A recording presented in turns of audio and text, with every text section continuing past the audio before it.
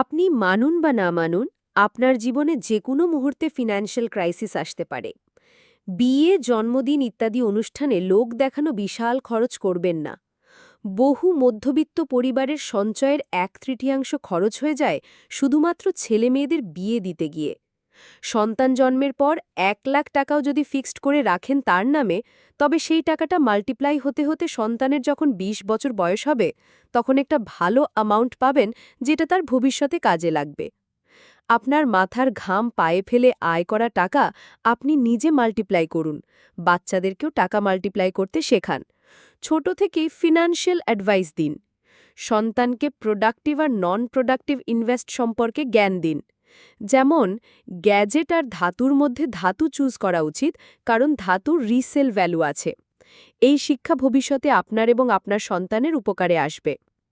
আপনার সর্বস্ব খরচ করে সন্তানকে বিয়ে দেবার চেয়ে কোনো মতে বিয়ে দিয়ে সন্তানের নামে টাকাটা ফিক্সড ডিপোজিট করে দিন, অসময় দরকার পড়বে। জমির চেয়ে বাড়ির ভ্যালু বেশি করবেন না।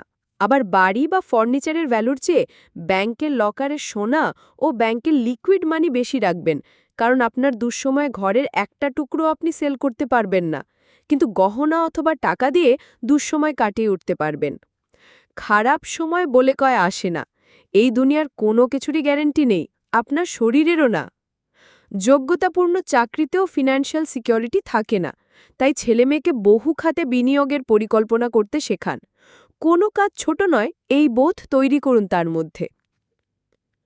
সন্তানকে বইয়ের বাইরের বাস্তব বুদ্ধি সম্পন্ন কাজ শেখান, কারণ পেটের শিক্ষা আছে মানেই ক্যারিয়ার সাকসেসফুল হবে তার কোনো গ্যারেন্টি নেই।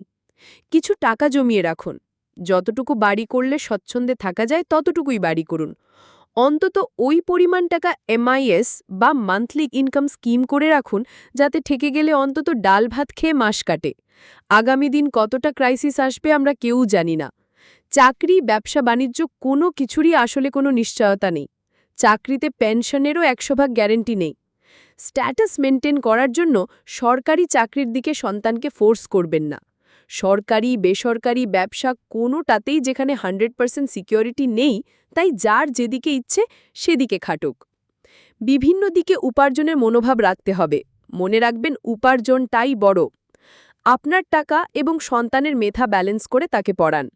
অযথা উচ্চশিক্ষা বা ডিগ্রির পিছনে ছুটলে সময় এবং টাকা দুই ব্যয় হবে। তাই সন্তান স্কুলের গণ্ডি পেরোলেই সুনির্দিষ্ট গোল সেট করে নিন। সন্তান যতই মেধাবী হোক না কেন, তাকে এমন কিছু এক্সট্রা কারিকুলার অ্যাক্টিভিটিস শেখান যেটা ভবিষ্যতে তাকে টাকা এনে দেবে। হাতে কলমে কাজ, কারিগরি জ্ঞান, ছোট ব্যবসা, পার্ট টাইম জব, এই সব কিছুতেই তাকে অভ্যস্ত করান পড়াশোনার পাশাপাশি। কারণ জীবনের 25-30 বছর যদি বই পড়ে পার করে দেয়, তবে অফিস ওয়ার্ক ছাড়া অন্য কিছুতে ততটা এলিজিবল সে নাও থাকতে পারে। মোদ্দা কথা, সব কিছুকেই বিজনেস মাইন্ডে দেখতে হবে, এছাড়া কোনো অপশন নেই। অন্তত একটা বিনিয়োগ ডুবে গেলে যেন আরেকটা ভেসে থাকে।